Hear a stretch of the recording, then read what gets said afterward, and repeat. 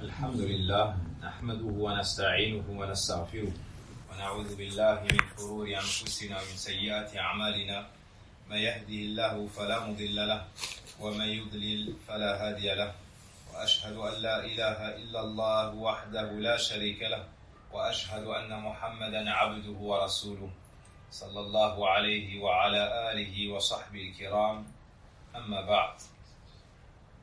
Notre sujet portera sur le deuxième pilier de l'islam, as-salah.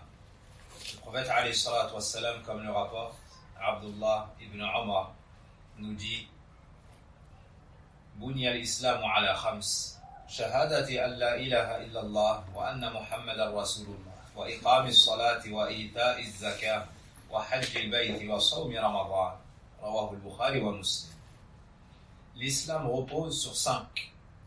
Le fait d'attester qu'il n'est point de divinité réellement digne d'être adoré si ce n'est Allah et que Mohammed est le messager d'Allah, d'accomplir la prière, de s'acquitter de la zakat, d'accomplir le pèlerinage à la maison sacrée et de jeûner le mois de Ramadan.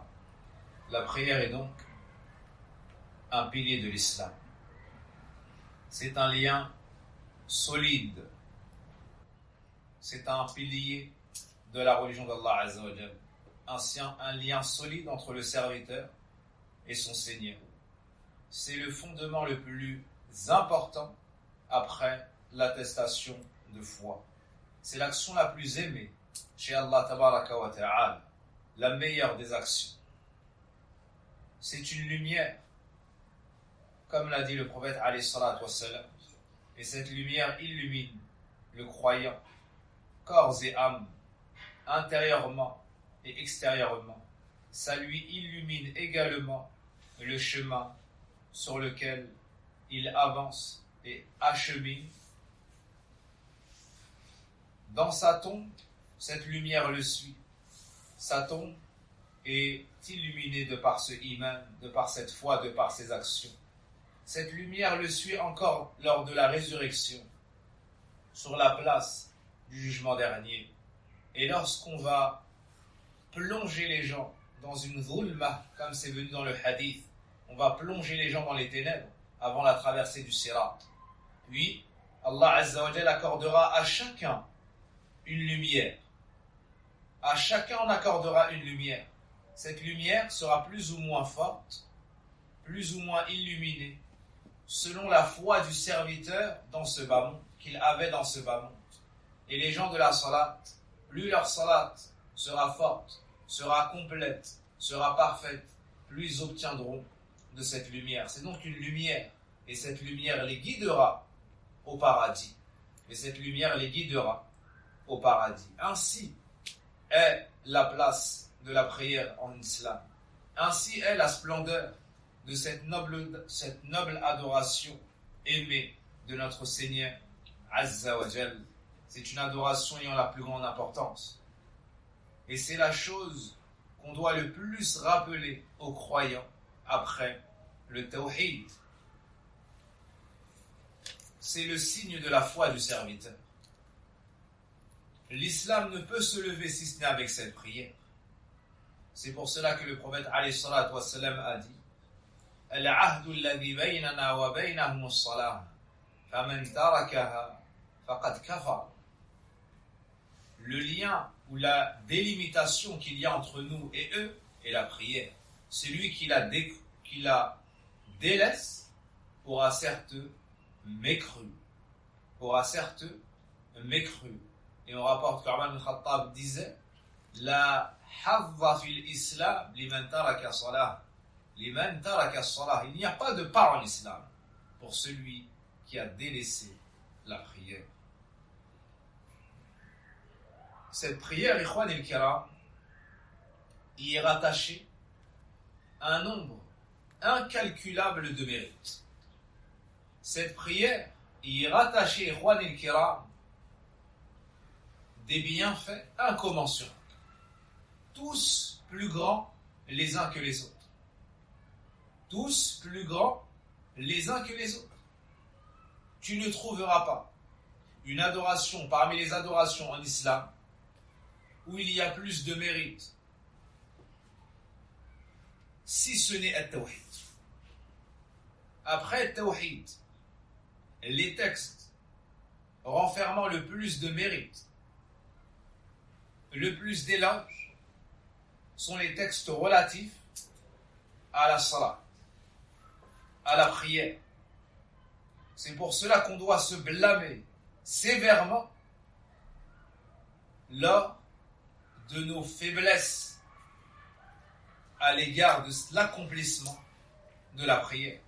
Et c'est pour cela qu'on doit s'étonner du laxisme observé par certains membres de la communauté à l'égard de cette prière.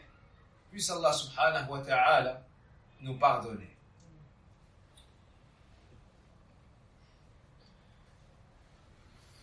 Un seul mérite mentionné dans les hadiths du prophète alayhi salatu wassalam concernant cette prière est suffisant pour qu'on s'y accroche jusqu'à notre dernier souffle. Un seul de ces mérites mentionnés par le prophète alayhi salatu wassalam est meilleur que ce mammouth et tout ce qu'il contient.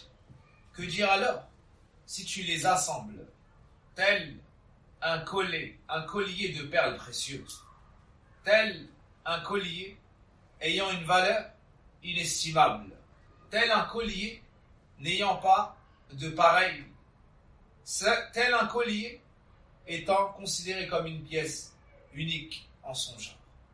Cette prière a plus de valeur que ce collier. Cette prière, c'est la porte par laquelle tu entres chez Allah subhanahu wa ta'ala, par laquelle tu présentes tes besoins, tes craintes, tes souffrances, tes soucis. Ce lien par lequel Allah Azza wa Jal va répondre à toutes tes demandes. Ce lien par lequel Allah Azza wa Jal va décharger ton dos de ces montagnes de problèmes, de tristesse, d'angoisse, et j'en passe. La prière, c'est un bien absolu. Son début, son milieu et sa fin. Ses mouvements, ses paroles, ses inclinaisons, ses prosternations, ses récitations, la prière tout entière est un bien pur. C'est pour cela que la récompense qui a été rattachée et son mérite est inestimable.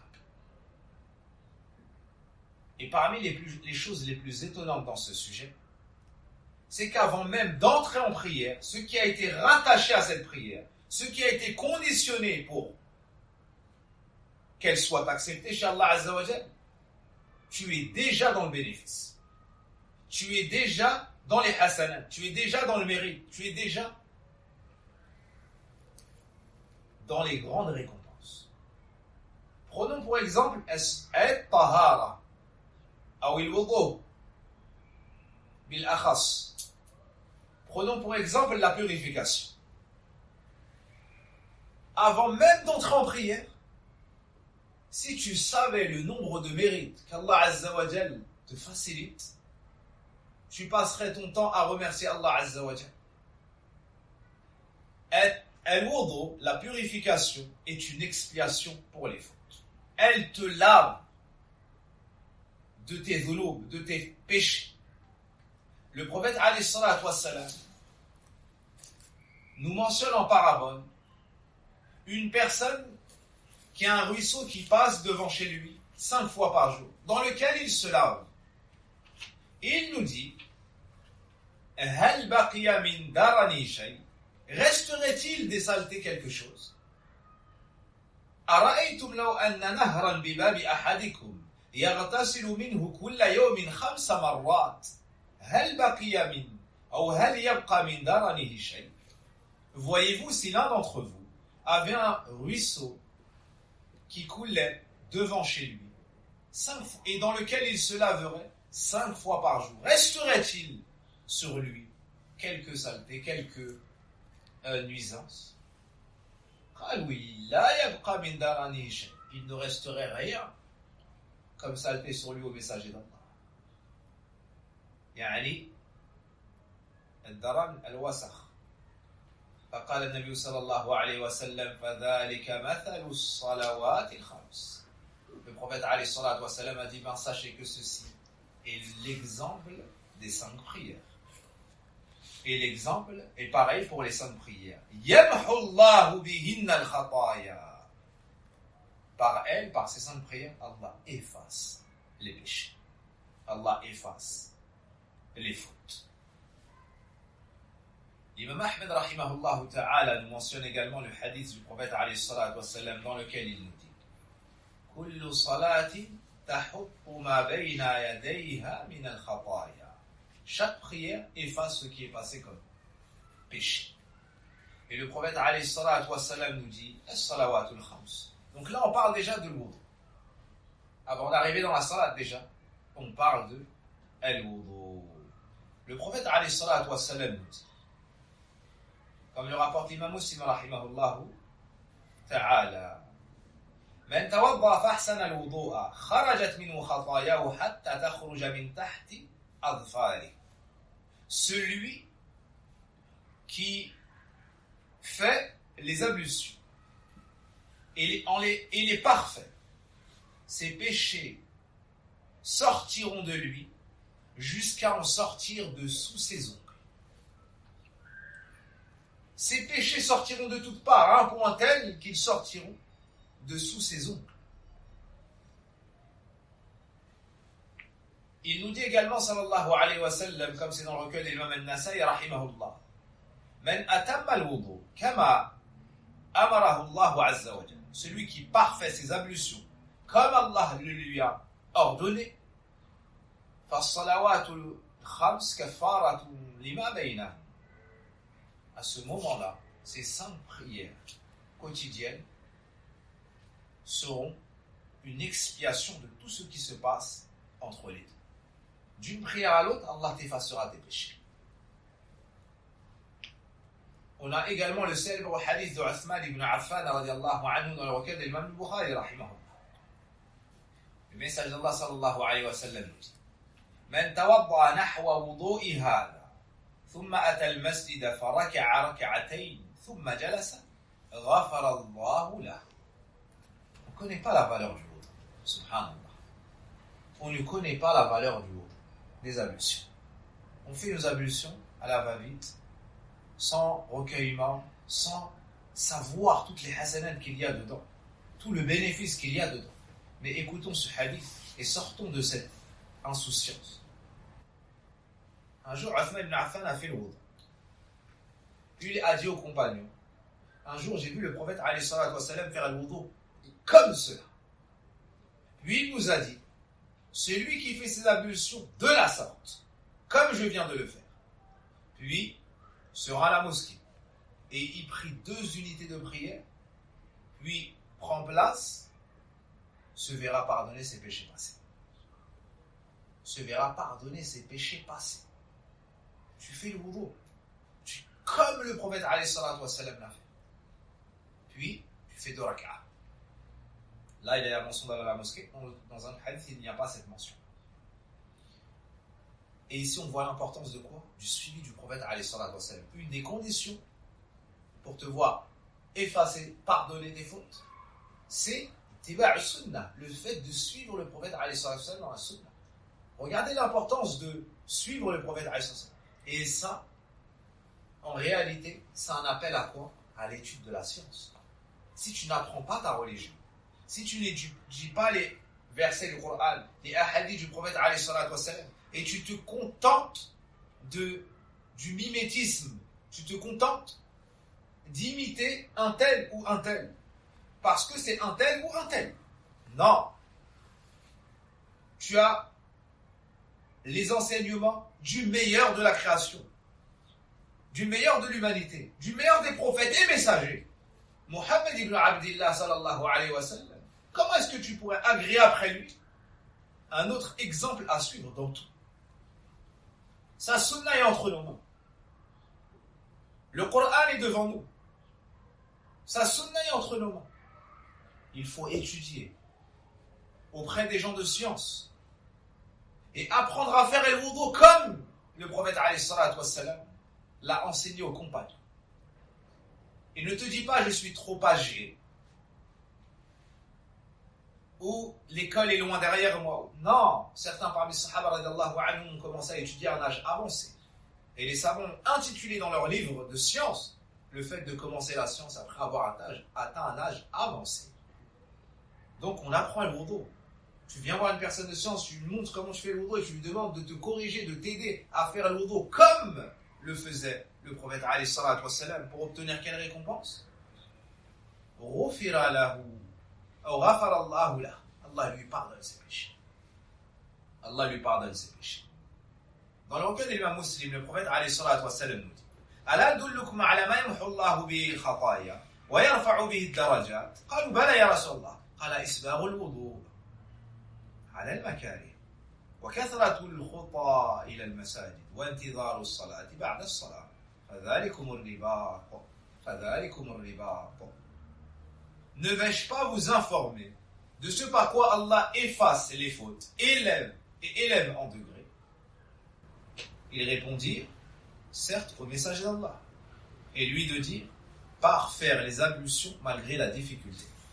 Par exemple, lorsqu'il fait froid, lorsque tu es fatigué. Deuxièmement, la multitude des pas vers les mosquées. Troisièmement, attendre une prière après une autre. C'est-à-dire, tu vas à la mosquée, tu pries une prière, puis tu attends la prière suivante. Ceci, en général, est réalisé dans les mosquées entre le Maghrib et l'Isha. Puisse Allah Azza wa Jal dissiper cette pandémie et nous permettre de peupler ces mosquées. On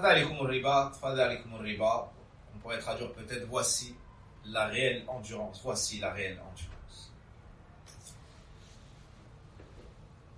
Voici d'énormes récompenses pour une action si simple. El wudu qui te coûte en eau quelques centimes et en temps quelques secondes. Mais la récompense d'Allah Azza wa Jal est la récompense du riche, du grand donateur, du généreux, du Hayy du Qayyum, de Al-Latif Ar-Rahim, du tout miséricordieux. Tu fais peu, mais c'est Shakur. Il te donne énormément. Pour quelle action? Le fait de faire el wudu. Plus jamais on ne devrait faire el wudu comme on le faisait auparavant, après avoir entendu ces textes. Si ça c'est la hasana, pour une action te permettant d'entrer dans la porte de la prière, si ça c'est une partie de la donation, de la générosité qu'Allah donne à son serviteur qui fait le wudu, qui est la clé de la prière, que pensez-vous qu'Allah Azza wa Jal accordera à celui qui se retrouvera dans cette salat, qui se délectera de par la pratique de cette salat, qui se retrouvera dans son jardin lorsqu'il entrera en salat? Ils disent: j'ai besoin de vacances. Ils disent: j'ai besoin de voyager. Ils disent: j'ai besoin de changer d'air. Elles disent: j'ai besoin de faire garder mes enfants. J'ai besoin de me retrouver. Et le prophète alayhi salatu wassalam, lui, disait: j'ai besoin de prier. Apaise-moi par elle. Et nous disons: j'ai besoin de vacances, j'ai besoin de kada, j'ai besoin d'argent, j'ai besoin de... Wassalam avait besoin d'un salat. Par cela, il trouvait son plaisir. Par cela, il enlevait ses soucis.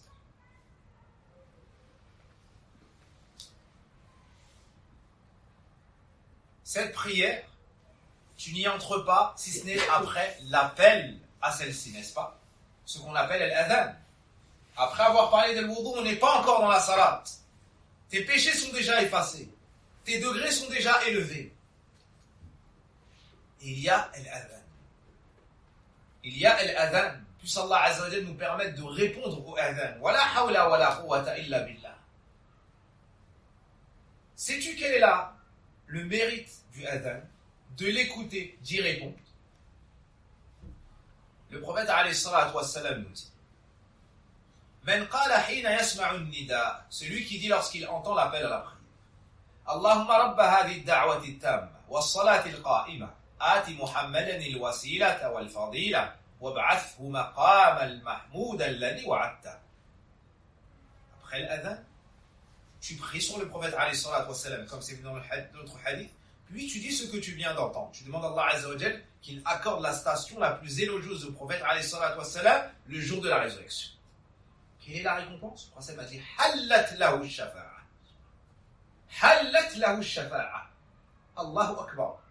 Cette chose que tout le monde recherche, l'intercession du prophète alayhi salatu wassalam. Certains tombent même dans le shirk à la recherche de cela et ils s'en verront donc privés, sauf s'ils se repentent chez Allah Azza wa Jal. Ben, si toi tu écoutais l'adhan, puis tu pries sur le prophète alayhi salatu wassalam, et tu mentionnes cette invocation, le prophète sallam t'annonce cette bonne nouvelle. Et c'est l'émissaire d'Allah, il ne manque pas à sa promesse. Qu'il ne manque pas à sa promesse, te reviendra de droit l'intercession du prophète alayhi salatu wassalam. Ou plus précisément, tu recevras, tu auras la permission de recevoir. Parce que la shafa'a, c'est que Allah. C'est que pour celui à qui Allah aura donné la permission. Donc, tu recevras la permission d'obtenir l'intercession du prophète alayhi salatu wassalam. Ça, c'est une chose meilleure que la dunya et son bas. Et ce bas. Elle est meilleure que la dunya et ce qu'elle renferme. Le serviteur, lorsqu'il jeûne, il cherche quoi? Quand il prie, il cherche quoi? Il adore Allah, il fait des efforts, mais il redoute que quoi en réalité? Il a peur de quoi? Il a peur de ses péchés. Il adore Allah avec crainte, avec espoir et amour, certes. Mais un des grands moteurs, c'est la peur d'Allah Azza wa Jalla. Et elle est provoquée par quoi? Elle est provoquée par nos péchés. Et chacun sait ce qu'il fait entre lui et Allah Azza wa Jalla. Chacun sait ce qu'il a fait depuis sa puberté. Chacun sait ce qu'il a négligé. Ce qu'Allah lui a dit de faire, et il n'a pas fait. Ou Allah lui a dit d'aller, mais il n'y a pas été. Ce qu'Allah lui a dit d'arrêter et de cesser, mais il a persisté. Chacun sait de sa personne les péchés qu'il a. Chacun sait l'amour qu'autrui lui porte parce qu'Allah lui a couvert tout ça. Et comme le disaient les anciens, n'eût été la couverture d'Allah Azza wa Jal, personne ne m'aurait aimé. Abdullah bin Mas'ud radiallahu anhu disait Law ta'lamuna dhunubi, si vous saviez mes péchés, ma watiya aqib ithnayn, il n'y aurait pas eu deux personnes à m'étaler. C'est un grand savant de l'islam, un savant du Coran. Tout le monde affluait vers lui. Et quand il voyait ce monde, il se protégeait de cette fitna et se dévaloriser entre lui et Allah Azza wa Jal, de par la connaissance qu'il avait de la grande place d'Allah Azza wa Jal et de son droit, il leur disait si vous saviez mes péchés, il n'y aurait pas deux personnes à m'étaler. C'est comme ça qu'ils voyaient leurs personnes. Ils avaient peur d'Allah à cause de leurs péchés. Or, ils n'étaient pas les gens des péchés, contrairement à nous. Ce sont ceux par qui Allah a secouru l'islam et a appuyé le prophète Mohammed sallallahu alayhi wa sallam.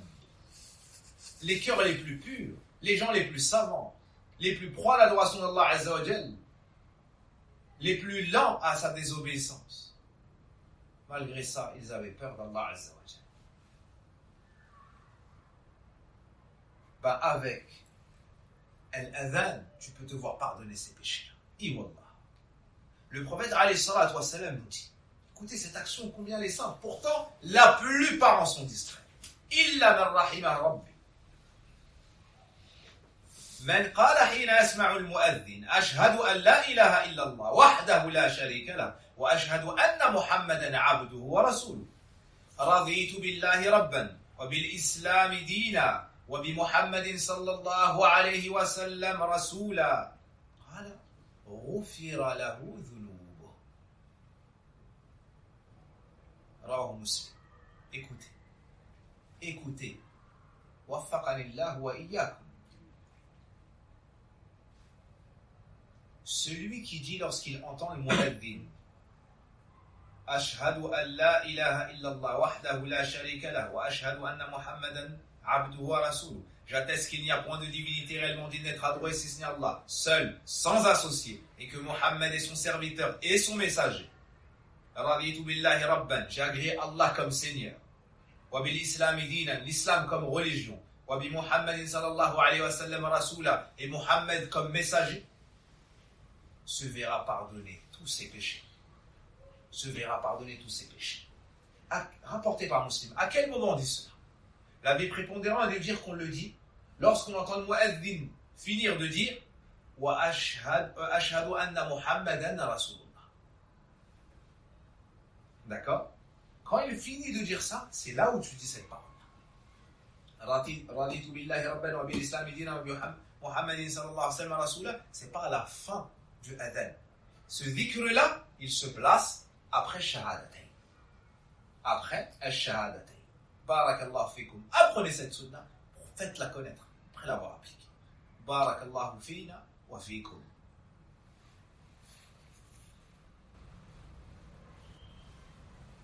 Il y a même un hadith dans lequel le prophète alayhi salatu wassalam, après avoir entendu l'adhan de Bilal, un jour a dit Man qala mithla hada, celui qui dit pareil que lui, c'est-à-dire que l'adhan, yaqinan, avec certitude, dakhal al-jannah, il entrera au paradis.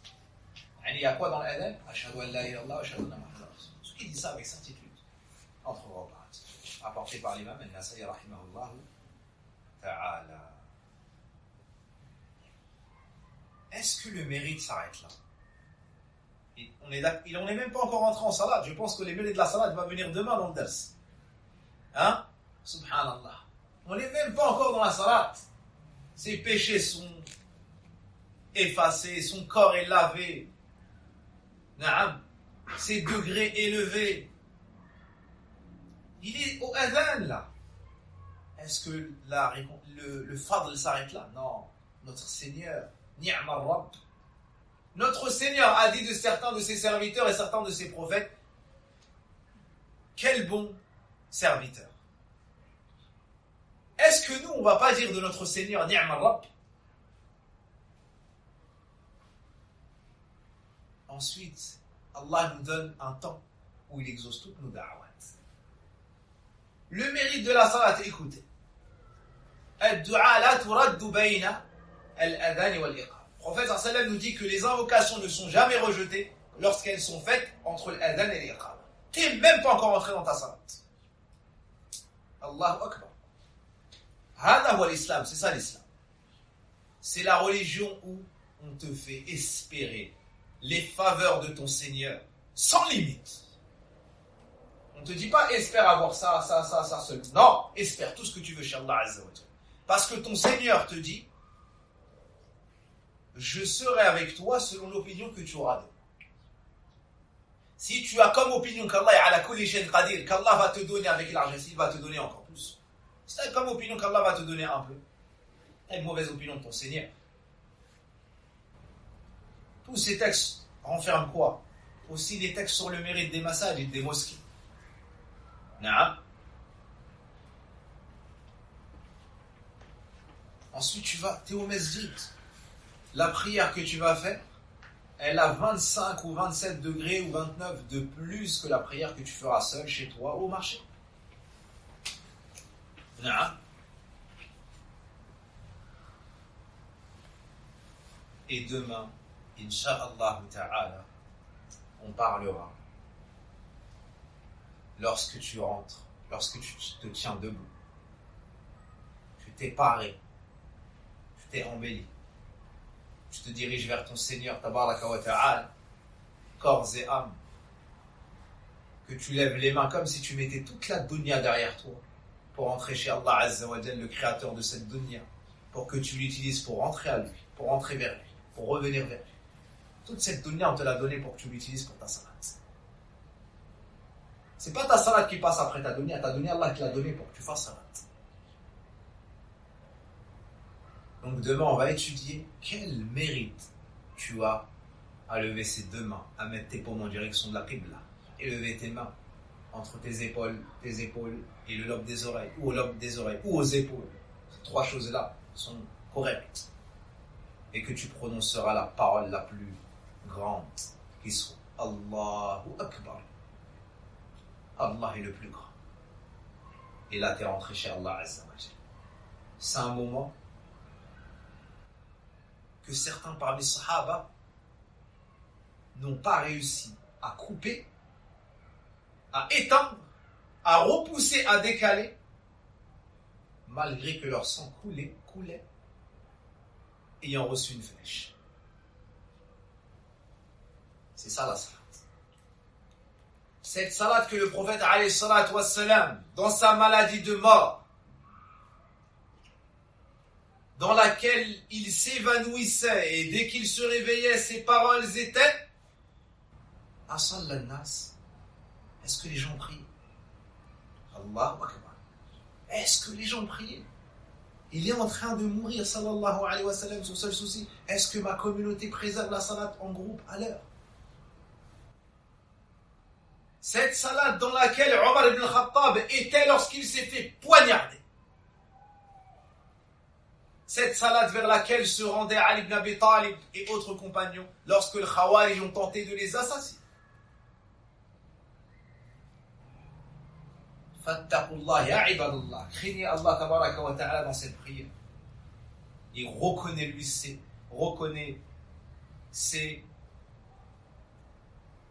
sa valeur. Afin que sa lumière resplendisse sur vous. Dans votre bas monde, dans votre tombe, et le jour où Allah Azza wa Jal, le Seigneur des mondes, nous ressuscitera tous. On demande à Allah Tabaraka wa Ta'ala de nous faire aimer cette prière et d'en faire la fraîcheur de nos yeux. Nous demandons à Allah Tabaraka wa Ta'ala de nous aider à le mentionner beaucoup, à nous rappeler de lui souvent et à l'adorer comme il agréera. وصل اللهم وبارك على نبينا محمد وعلى آله وصحبه أجمعين. اللهم ربنا آتنا في الدنيا حسنة وفي الآخرة حسنة وقنا عذاب النار. اللهم إنا نسألك الهدى والتقى والعفاف والغنى.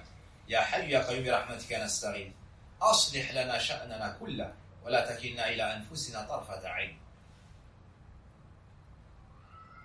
اللهم اغفر لنا ذنوبنا وكفر عنا سيئاتنا وتوفنا مع الأبرار. اللهم اغفر لنا ولوالدينا. اللهم اغفر لنا ولوالدينا. اللهم اغفر لنا ولوالدينا. اللهم اغفر للمسلمين وللمسلمات وللمؤمنين وللمؤمنات وللأحياء منهم وللأموات. اللهم أعنا على ذكرك وشكرك وحسن عبادتك. اللهم آت نفوسنا تقواها وزكيها أنت خير من زكاها أنت وليها ومولاها. اللهم أعنا على الصيام والقيام. اللهم تقبل منا صيامنا. اللهم تقبل منا صيامنا وصلاتنا وقيامنا وصدقاتنا يا رب العالمين يا أكرم الأكرمين يا شكور يا رحيم. والله أعلم. سبحانك اللهم وبحمدك أشهد أن لا إله إلا أنت أستغفرك وأتوب إليك.